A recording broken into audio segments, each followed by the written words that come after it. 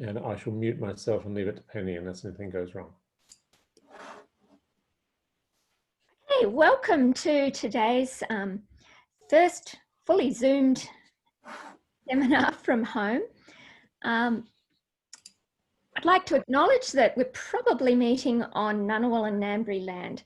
So I think most of you are in Canberra and we're on different parts of the land, but I'm looking at my window right now at the rain coming down and it's beautiful. So I'd like to acknowledge that this land belonged to the Ngunnawal and Ngambri and acknowledge their elders past, present and emerging. Are there any announcements?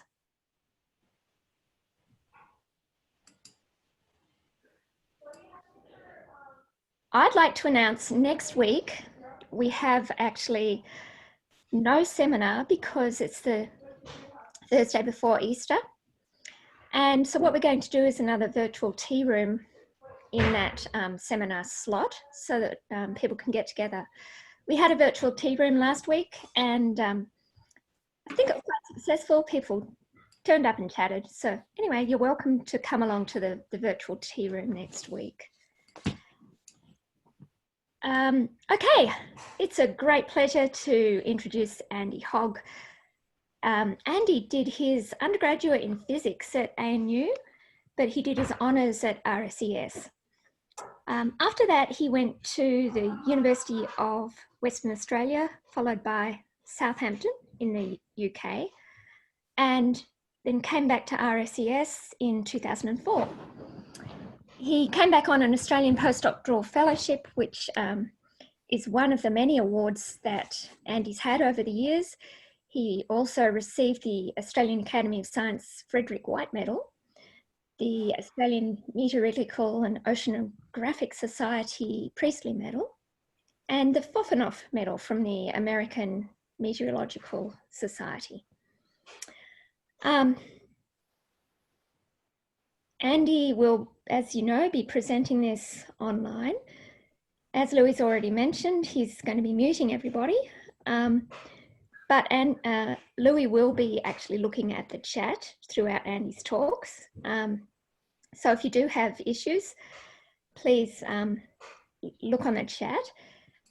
A PDF is in that chat information. It's right at the top, the link to that. And then Andy's also provided links to his movies. If you find that your connection's slowing down, it's always a good idea to turn off your video because that helps quite a bit. Okay, so Andy, I guess it's over to you. Welcome. Okay, thanks Penny. And thanks to Penny and Louis for making the effort to attempt this experiment and for all you who've shown up. So this is a little bit of an experiment. We haven't had a school seminar that's completely remote yet that I know of. So one thing I've done is I've pasted a couple of video links on YouTube. If you're struggling to get the bandwidth to see my videos on Zoom, you might have more luck downloading them on YouTube and you can still listen to me. So we'll just see how that goes. So the topic I'm going to talk about today is a topic that I've been working on for quite a while actually. It's something that Bishak Gayan and I started when he was here about 5 years ago. In fact, I gave my first talk on this topic in 2015. And the bad news is that I still haven't managed to publish it. And that's because this is my most heretical talk. I invariably have problems from reviewers when I try and get this published. So you might want to bear that in mind when I tell you about this. However, I think there's a lot of use to this study, and I think we can learn a lot from it. I just have to find the time to get that through the reviewers. So the title of the talk is Ocean Gyres by Surface Buoyancy Forcing. And first I'm going to start out by explaining what ocean gyres are. And to help me with that, I'm going to show this animation here. So this is an animation that we made a few years ago. It comes out of our 10th degree ocean model The model itself runs on NCI. It uses about 5,000 cores. It takes about 100,000 supercomputing units to compute every year of simulation, and you're seeing a few years here. And the fields you're seeing in colour are the sea surface temperature, and you can probably see quite a few features here. You can see the sea surface temperature move south and north as the seasons go. So here they are moving north into the northern summer. You can also see the sea ice retreat. That's the sea ice in this white area here. And the sea ice retreats and advances with the seasons as well. You can also see much finer scale variability, and that includes all these eddies that you see around. This is quite a high resolution model, which is why it consumes so much compute time. But the real feature that I'd like to bring out to you here is that you can see the action of ocean gyres in this animation. And to see that, I'm going to let it finish and then I'm going to restart it. And what you can see is that in this western region, this western current on the western side of the Atlantic Ocean, you see really strong, narrow northward heat transport being pulled up by this western boundary current called the Gulf Stream, which many people know about. And it turns out that in the interior, although it's harder to see in this animation, I'll show you a proper plot in a moment, everywhere east of this, there's very gradual southward motion. The same thing's happening in the North Pacific. You have a very strong western boundary current here, and in the interior, there's a very gradual southward motion. So you have water flowing south in the interior of the ocean, all flowing back north in the western boundary current. And in fact, the opposite thing is happening here. We have a circulation in the opposite sense going around here. So I'd also like to point out you get these western boundary currents in the southern hemisphere. Here's the East Australia current, here's the Agalis current. And again, you have this slow interior meridional motion that is away from the boundary. And so this circulation sets up a circular sort of motion, which is what we know as gyres.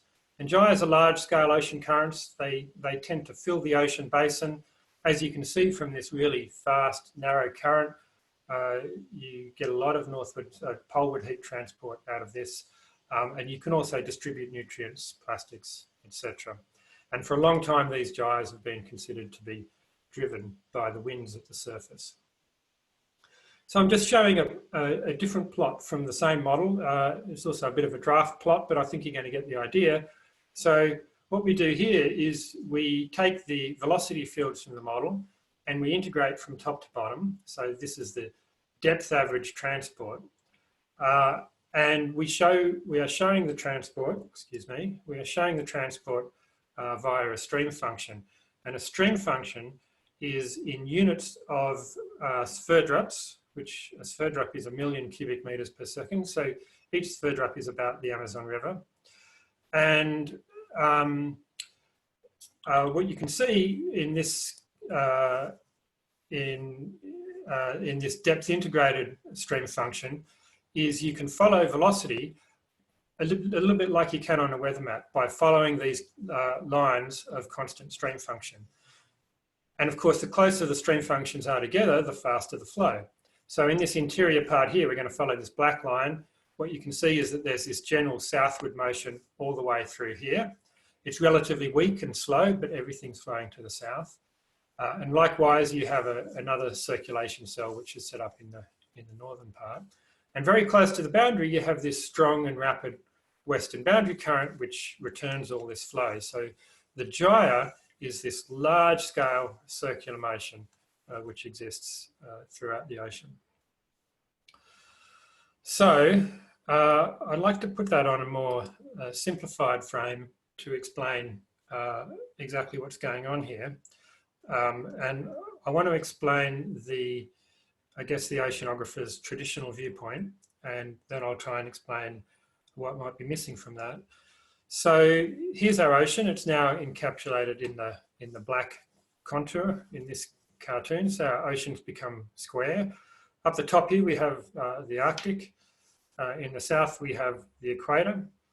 And in the mid-latitudes here, we have these strong westerly winds, the roaring 40s or whatever you want to call them. And what you'll notice is that if you go south of this line, the wind stress is decreasing. And it turns out that that westerly wind stress decreasing as you go southwards sets up a particular wind forcing, which means that, and I'll show you the equations for this in a moment if you care about them, which means that fluid in the interior, by conspiring with the rotation of the Earth, is being pushed southwards gradually all through this interior. And of course, if everything across here is going southwards, at some point they have to return, this fluid has to return back to the north, otherwise you'd just end up with no fluid up here, and that all comes through this narrow western boundary current that I'm showing in red. North of the wind stress peak, you can see the opposite happens. We've got the opposite sign of the gradient of the wind stress, and that forces fluid to the north, and that again, that fluid returns as a western boundary current. So this gyre here, I'm going to refer to as the subtropical gyre. This gyre here is the subpolar gyre. And in fact, the easiest way to see these gyres is to look at the sea surface height field. And you can always see that in the western part of the ocean, you have these higher sea surface heights. And in the western part of the subpolar gyre, you have lower sea surface height.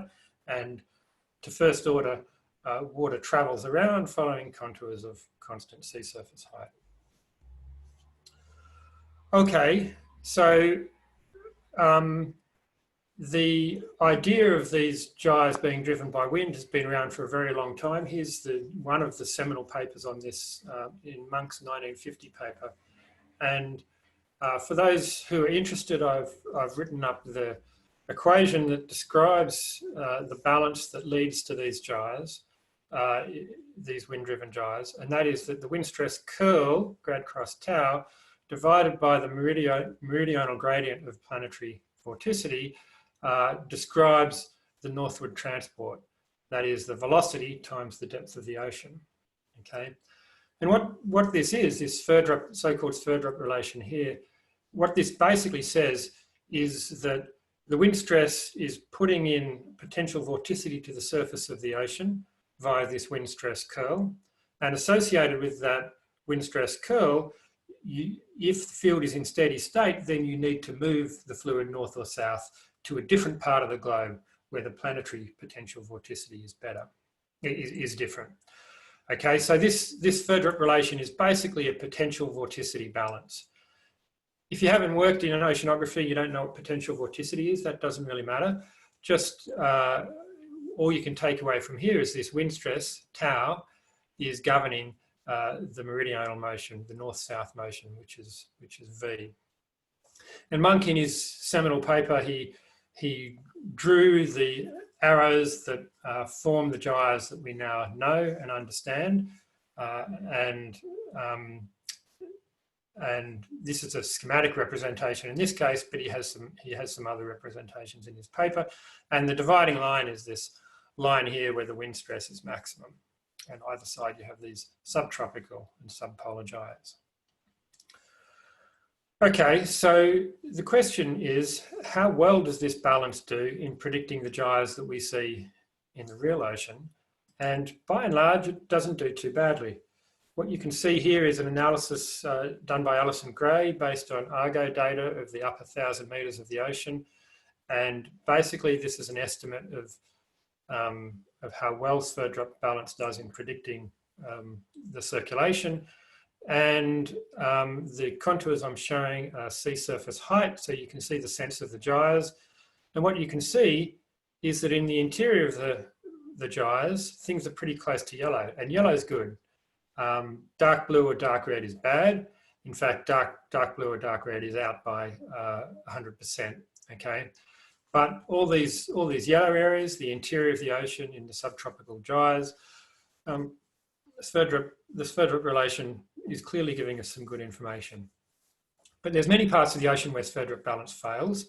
It's hopeless in the Southern Ocean, which I'm not going to talk about the Southern Ocean today, but there's a reason why it doesn't work there. It doesn't work well on the western boundaries. Again, we understand why that is.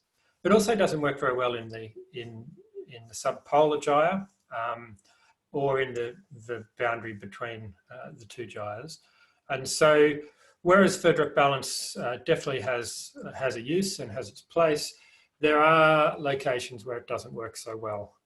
This is just one study showing that, but I think in general, the consensus would be that Sverdrup balance is reasonable in the subtropical gyres here between 15 degrees north and 45 degrees north, and it fails to the north of that. So what else could be controlling the gyres? And this is where the heretical part of the talk comes in, because I'm going to propose that buoyancy can help to force the gyres. So for those who don't work in the ocean, when I say buoyancy, I really mean the fact that when you warm water up, it becomes less dense or more buoyant. So if you don't like the word buoyancy, every time I say buoyancy, just replace with thermal or heat or warmth or whatever, and you'll have the right answer. So in the 80s, Alain Colin de Verdier from Brest in France was talking about ideas about how gyres could be driven by a combination of wind and buoyancy forcing. And this is one of the, again, very old plots from his paper.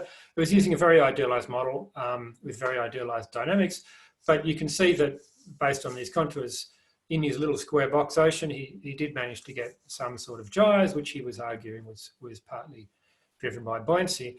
And research into this idea seemed to stop about there. And I think since then, most people, in fact, a common lexicon in oceanography is wind-driven gyres. The idea is that all gyres are wind-driven. If there's a change in the strength of the gyre, it must be induced by a change in the wind, or more specifically, the wind stress curl. That's in all the textbooks, and that's in nearly all the papers. And so there's really a sense that these gyres are very wind-driven. So I'm going to explore the idea today that, in fact, there is a component of buoyancy driving to these gyres. And the way I'm going to do it is I'm going to show you what can happen in simulations, numerical simulations, without any wind at all, okay? Just with the buoyancy forcing. And then I'm going to add wind back in, and you'll see what happens then. But let's start for now with a case that is as simple as you can get, at least in the dynamics that's included. And this is work that Bishak Gayan did when he was here at ANU. And Bishak specializes in these direct numerical simulations. And so this is a numerical simulation of an ocean model, which is the size of a tabletop, okay? And this simulation resolves all scales of turbulence. It resolves convection. It completely balances the turbulent cascade.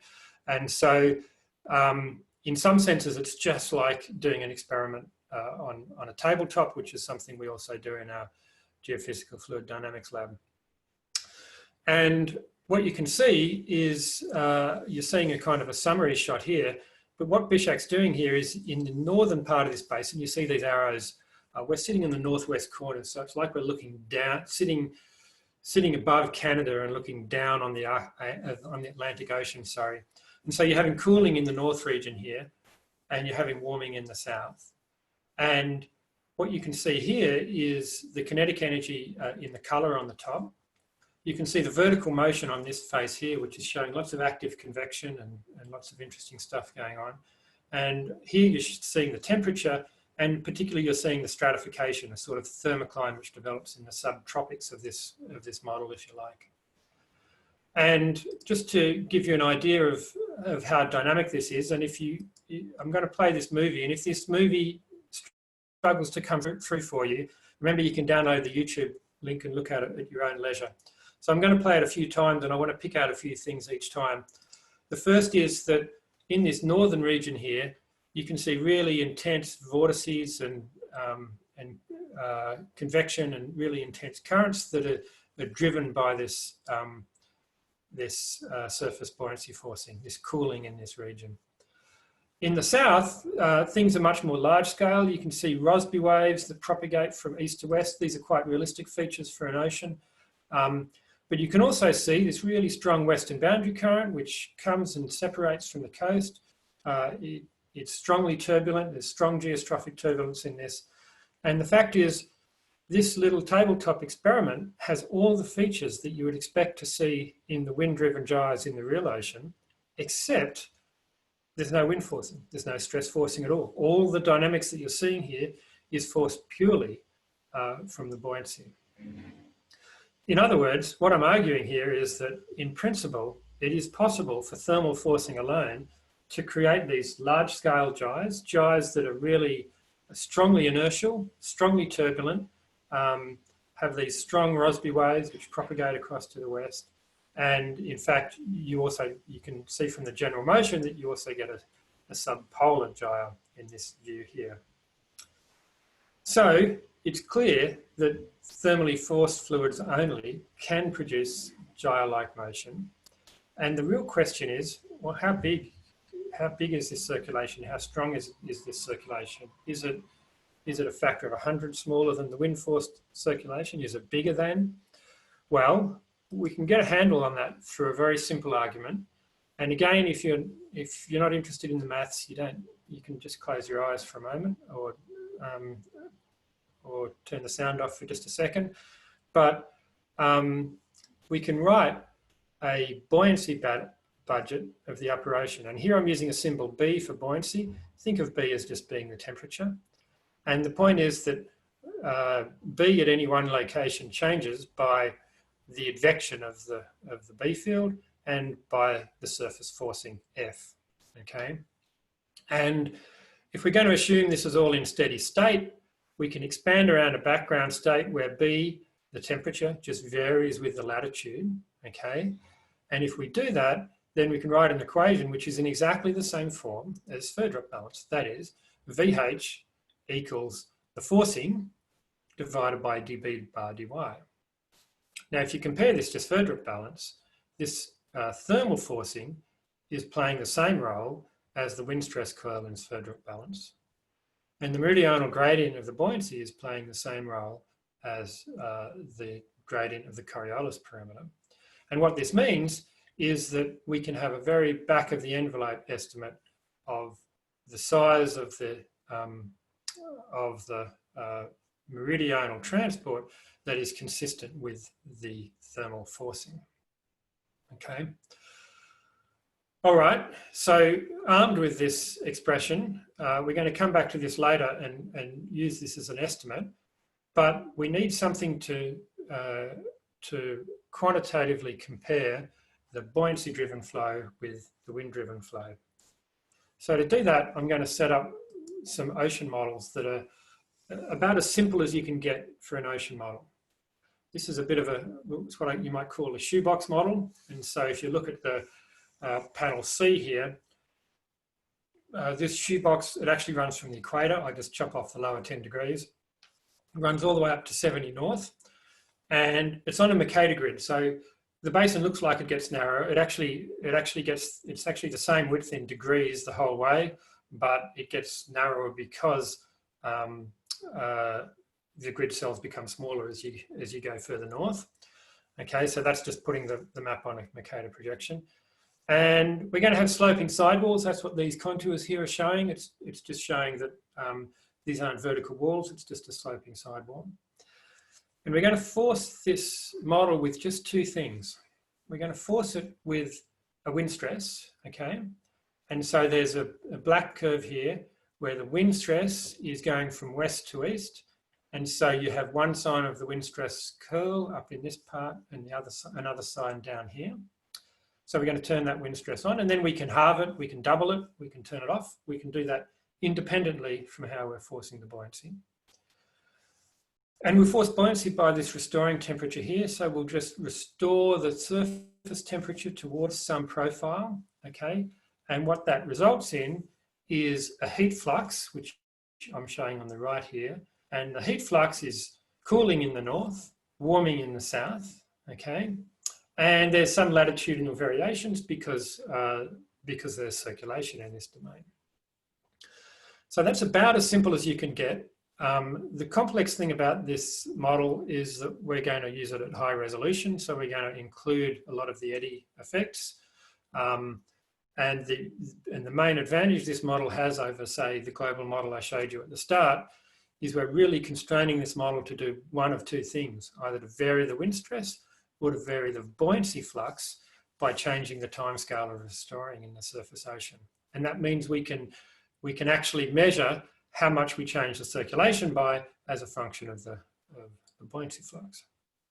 So this, what I'm showing in this box in the middle here is actually the sea surface height again. So the sea surface height, remember, flow basically follows contours of sea surface height. So a very good metric of the circulation of, and whether you're getting a gyre is in the sea surface height field. And here you're getting a really strong subpolar gyre, you're getting a really strong subtropical gyre, and you're seeing really sharp inertial currents in between them.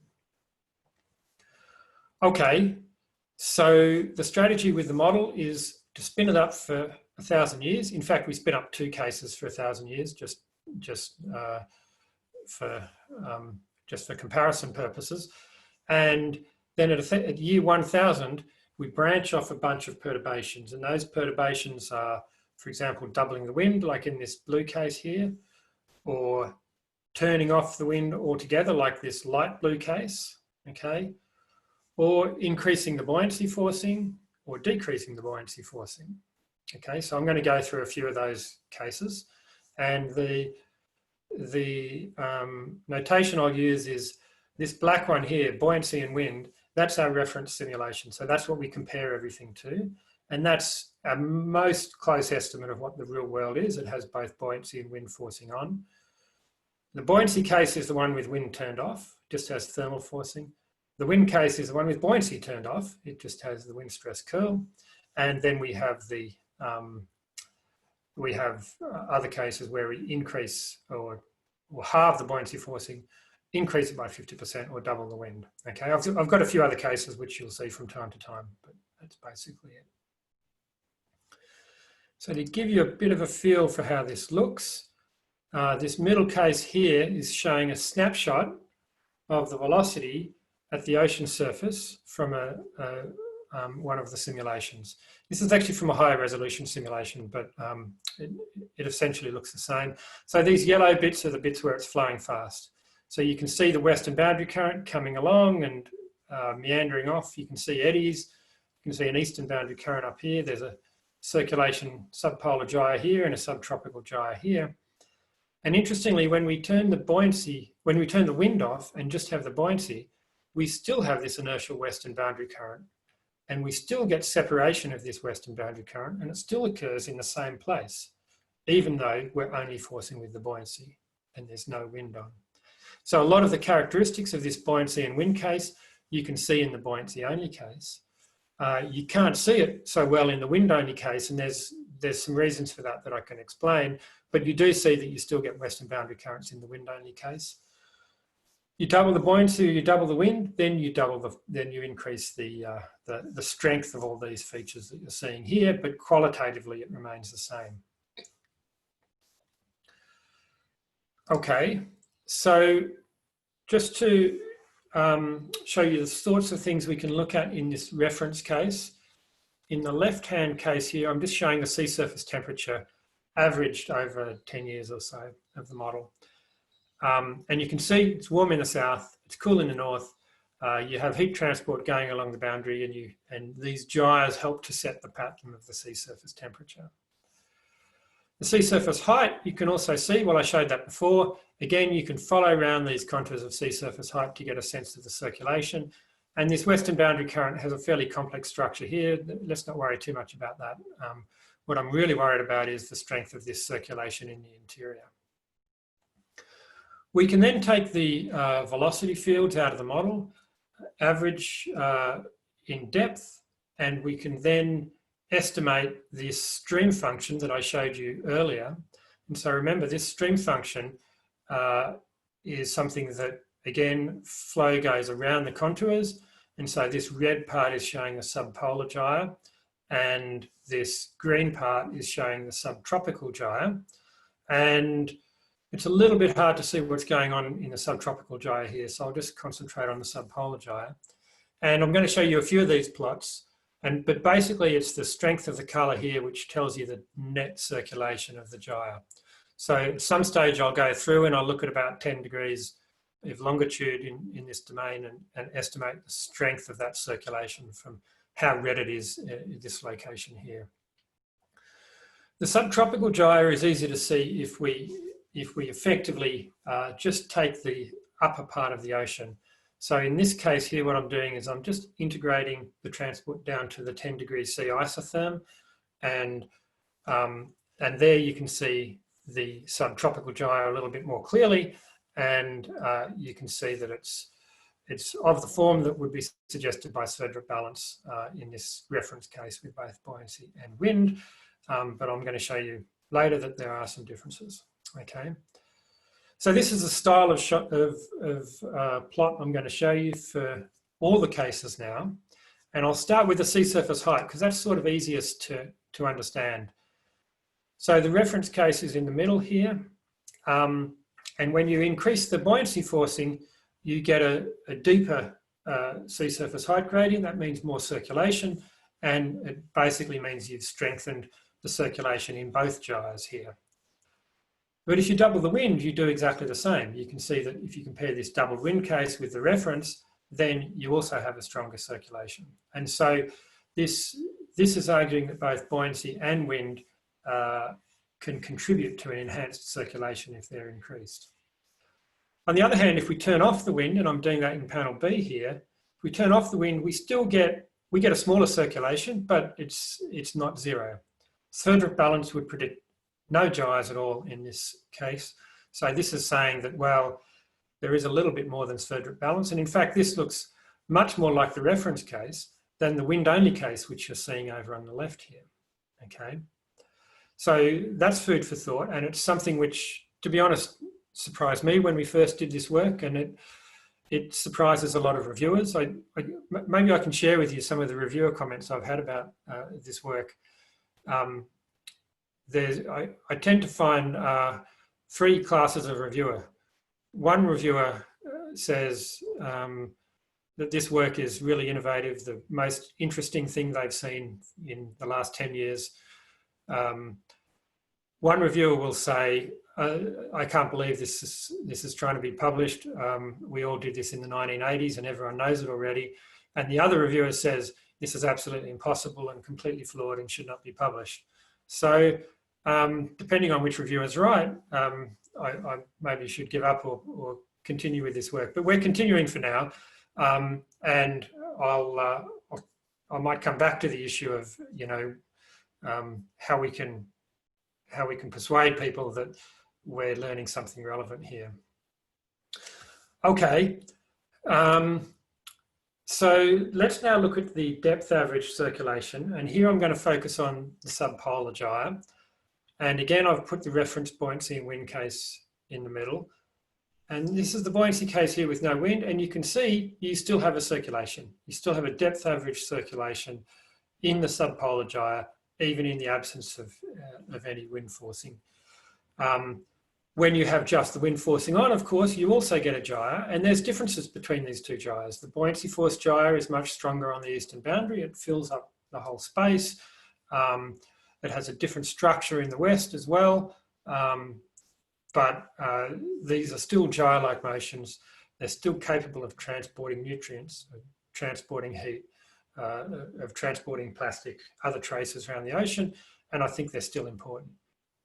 Which is not to say that the wind force circulation is not important, because when we double the wind, as you're seeing in this far plot on the right, you still get a really strong circulation up here. And doubling the buoyancy, still, it also increases the circulation. So I think the take-home message from this is the subpolar gyre increases when you increase either the buoyancy fluxes or you increase the wind stress curl, okay? I don't find that too challenging, but some people do. So now let's look at this upper ocean strength function. And again, I'm showing the buoyancy and wind case here in the right. And if you double the wind, you get a big increase in the subtropical gyre. If you eliminate the wind altogether, you still have a subtropical gyre in this region. Okay, in this particular case, spun up on its own for 1200 years. It's not a figment of residual forcing from a wind field that has been turned off. It is, excuse me, it is, this is a circulation in the upper ocean, which I would argue is driven purely by the thermal forcing. This case on the left here you can ignore for the moment. It's actually not a fair comparison because I'm integrating down to the 10-degree isotherm, and in the absence of any buoyancy forcing, you don't get a 10-degree isotherm. So you can't actually make this calculation. But my feeling is that, you know, if you compare the buoyancy in wind with the increased buoyancy in the increased wind case, wind does dominate this gyre, but the contribution from buoyancy is non-zero. Earlier in the talk, I alluded to some theory or an estimate of how big the circulation should be based on the buoyancy. And I'm going to show you the results of that now. I'm showing this top plot here just to show you the time series of the gyre circulation in the subpolar region for a bunch of different experiments. And really the argument is there that even though there's year-to-year variability, it's roughly steady. There is not a large-scale trend in any of these. When we look at this circulation, as in the magnitude of this line, as a function of the forcing, we can plot the circulation as a function of forcing of the heat flux, okay? We can plot the circulation as a function of the wind stress for all the different experiments I've done. And all these cases on the left have the same wind forcing, but different buoyancy flux.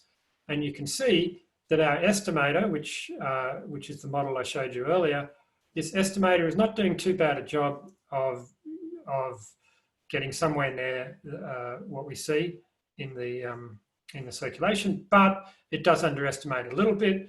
And if anything, you would say, well, this estimator is really giving a lower bound of what the circulation might be. But when you add wind, you add a little bit more circulation in this gyre. On the other hand, in this model, the Sverdrup prediction, which is the blue line here, gives you a terrible estimate of what the subpolar gyre is doing, particularly at low values of wind stress, where the subpolar gyre is much, much stronger than the zero predicted by Sverdrup balance. So this is arguing, I think, that actually in the subpolar gyre, we might find that more of the circulation is driven by buoyancy. It's certainly the case in this model, and we've got work to do to show that that's what happens in the real ocean, but I think it's certainly worth considering. If we go to the subtropical gyre, then you can see the same sort of metrics. Again, you can ignore this pink dot down here. That's not really relevant. But what you see is that here the buoyancy estimate is actually not a great predictor. And the subtropical gyre strength doesn't vary that much as a function of buoyancy, but it does vary as a function of wind.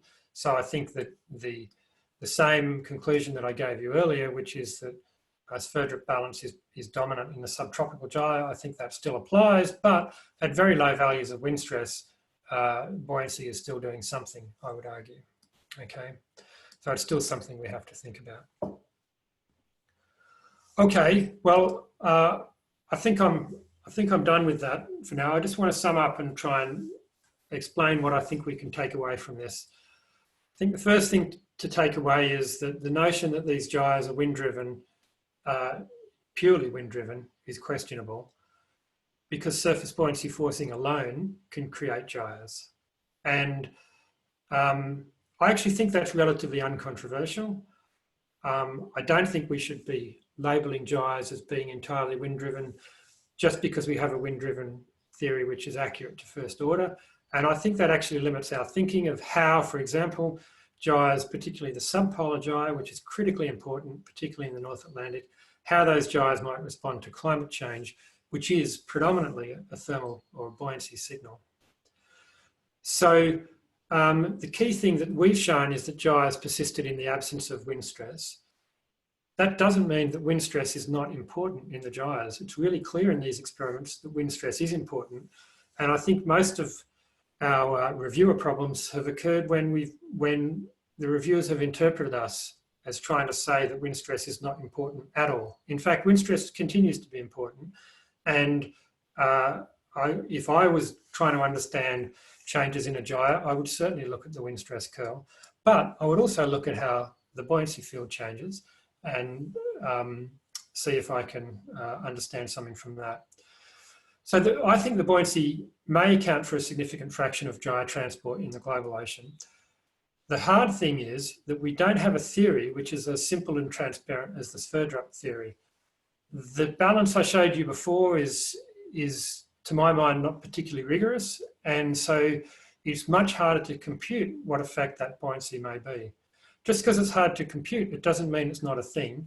And I think it's something we have to work on in the coming years. And of course, we've got plans to do that. So I'm going to leave it for now, and I'm going to hand back to Louis, I guess, who is going to do his best to convene any questions if they occur. Or maybe I'm handing back to Penny. Thanks for your attention. Okay, thank you, Andy. So it's me at the moment, Louis. I'm just going to, everyone is, I'm getting a lot of things on the chat saying, clap, clap. So that's a good thing. First thing I have to do is to allow participants to unmute themselves. And then I think because we've had good network connectivity and so on, I'm going to let people try to ask questions just by unmuting and asking directly. So if we have a few people who have unmuted themselves, I guess that's because they want to ask questions. So let's see how Zoom just handles it. So hi, shall I ask something? I'm Navid. So Andy, this is intriguing. So I have various questions. First of all, you showed us like Manx wind-driven Sverdrup balance, and then you showed us back in the envelope estimate of how you can get a balance with from the buoyancy equation. But if you're doing the wind-driven Sverdrup balance, you have like this change of sign at the 40s, and it's exactly where we see the the two gyres split. Well, if you're doing it with the buoyancy balance, there's nothing particularly happening at 40s or at the mid latitudes. So can you comment on that? Yeah. That's one question. The second question is that initially you showed some observations from Argo comparing the wind-driven balance and how they were doing more or less well, one Sverdrup difference. And then your simulation shows that the wind-driven, the wind theory does very badly. So did I miss something, or is there a disconnect? Yeah. Can you comment? Okay.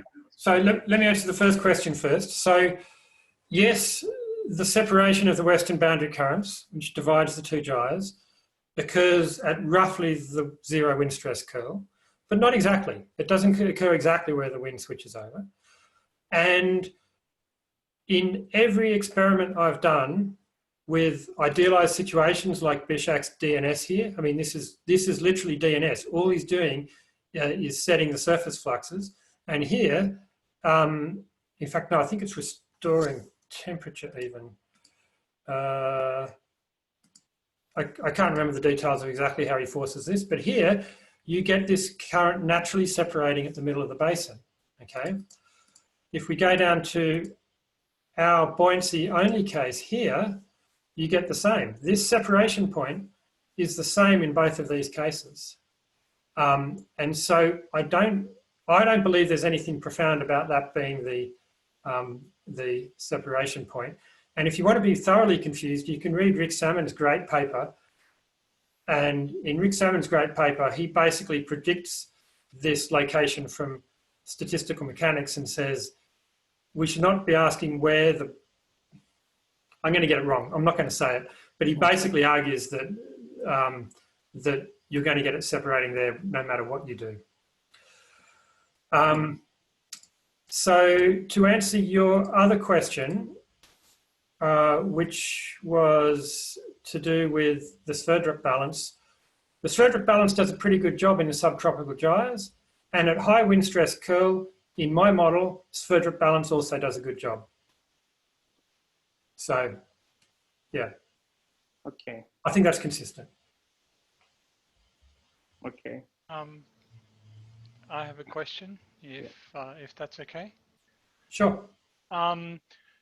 This is Tony Purcell. A great talk, Andy. I was just wondering, Bishak's plot of the effects, I think what you called the DNS plot, that animation early on with the table. Yeah, that's the one. So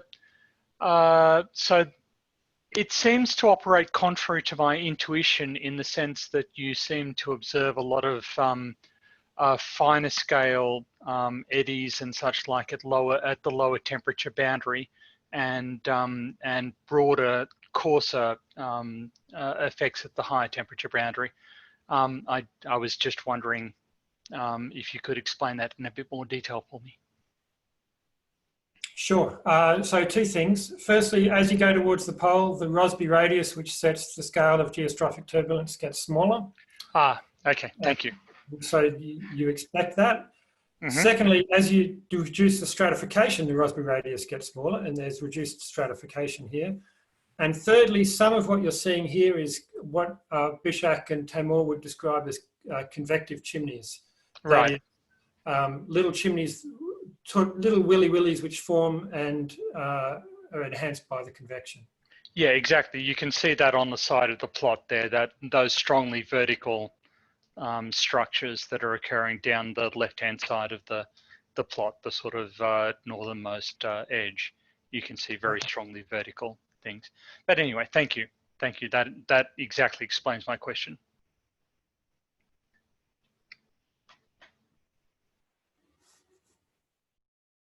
Any other questions?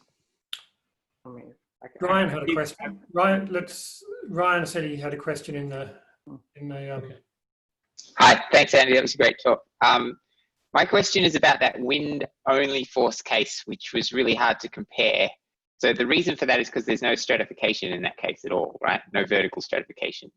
Yes. So I'm wondering if there's a way to come up with a more comparable case. So is there a way to maintain the vertical stratification but still have no meridional variations in buoyancy forcing, and therefore construct a case which is wind only in the sense of the buoyancy forcing variations are zero but still has stratification?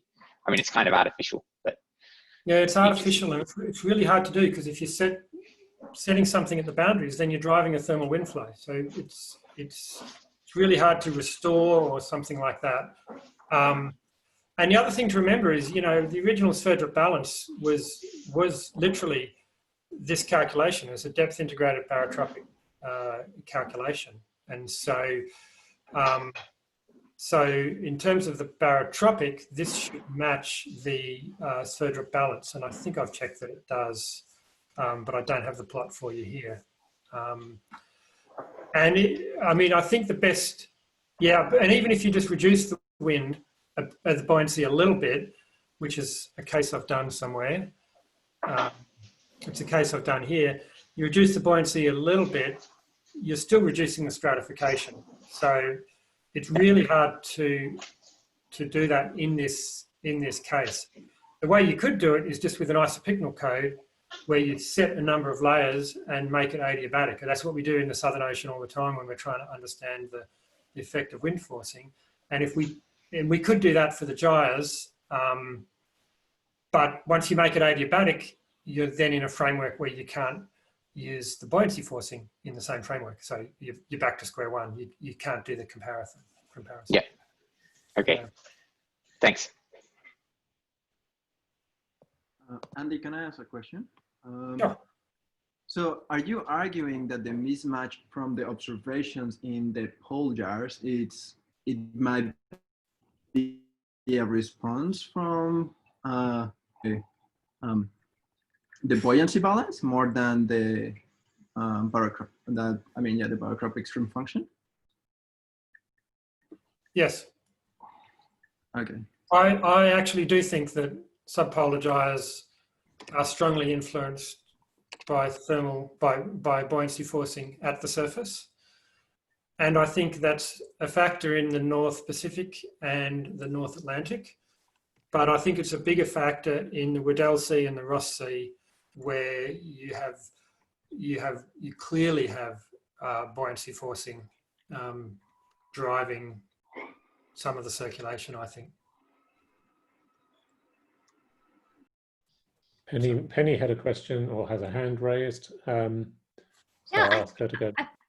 I figured out how to raise your hand. If you click on participants at the bottom, a little thing comes up on the right that includes a raise hand thing.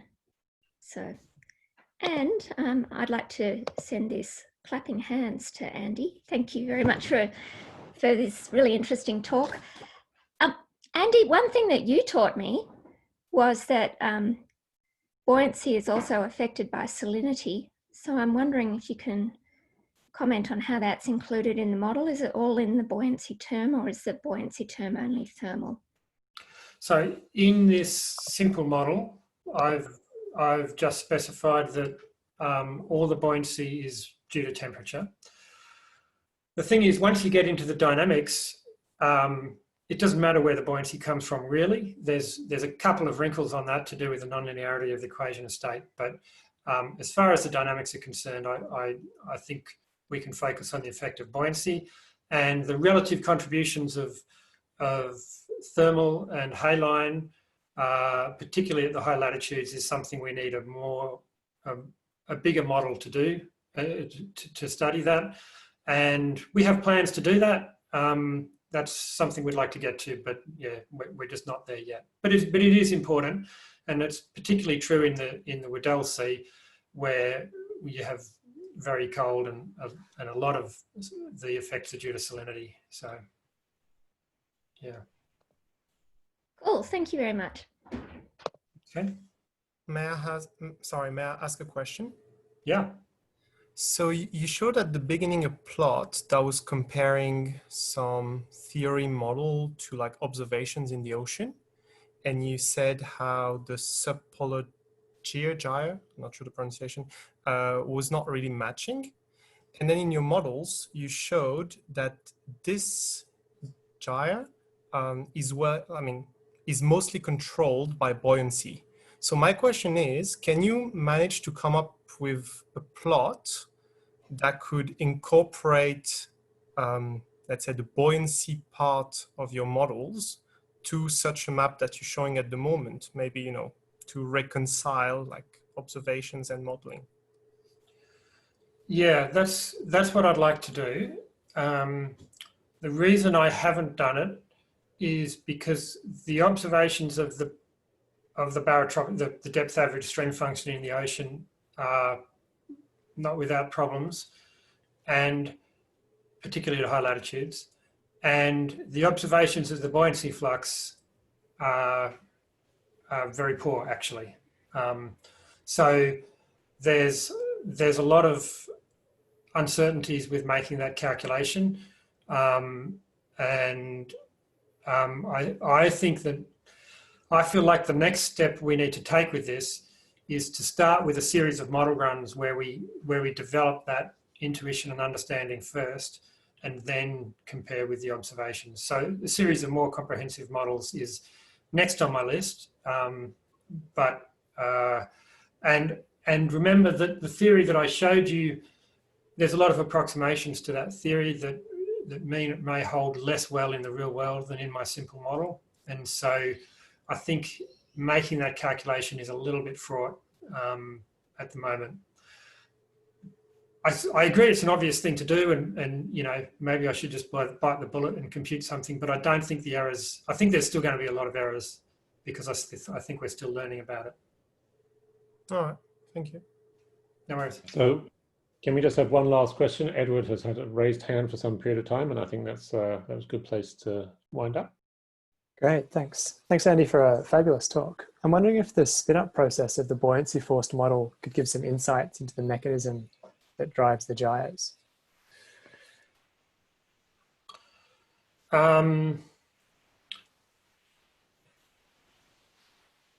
do you mean if we analyse from the word go and look at how the fields develop, we'll learn something more?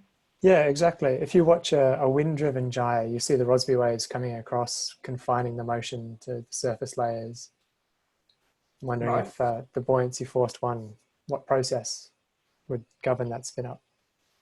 Yeah, that'd be a good idea. I'd like to do that. I think I've saved all the data from the original spin up from scratch, because one of the things I did is I ran the buoyancy, the reference case and the buoyancy only case. I ran that from a homogeneous ocean, so I spin them both up at the same time, and looking at the contrast between them might be interesting. So yeah, good idea. Thanks, Ed. No worries. Thanks for the talk. Hey, Andy, just on that quickly. Oh, sorry. Oh, go ahead. Go ahead. That's great. Yeah, so I wonder if convection events up in the subpolar gyre might be the initial spin-up phase. Like as you switch the forcing on, those convection events drive small-scale circulations, like you mentioned, and they propagate westward. Following up on Ed's question. Yeah, I was wondering something like that. Convection is definitely important. I mean, my theory for why this is so important in the subpolar gyre compared with the subtropical is that it's because convection drives the thermal anomaly much deeper. And we know that if we really ramp down the convection somehow, we can switch this off pretty easily. So if you put really strong GM on, you can pretty much turn the gyres off in the buoyancy. GM is an eddy parameterization called Chadwick-Williams, and it can help shut down convection. And if you put a strong GM on, you eliminate the buoyancy-driven gyre quite well. So that's a little bit of a hint that I'm still working my way through. Thanks. Okay, thank you to everybody. So this is Louis stepping in as the seminar convener here. Can I just let everyone know that the chat box is worth looking at because people have been asking and answering questions, and I hope Andy will have a look at the end because there's plenty of congratulatory clapping and so forth that goes on in there. We will try to get a recording of this up on YouTube for you to pass on to everyone else, and I would like to thank everyone for great attendance and lots, it's really good when everyone is locked up and everything else that you actually take the time to come and do this. You have a captive audience, Andy, but nonetheless, thank you very much for doing the first one of these virtual seminars. It's been really good, and there will be more to follow. Thank you. Thanks for organising, Louis.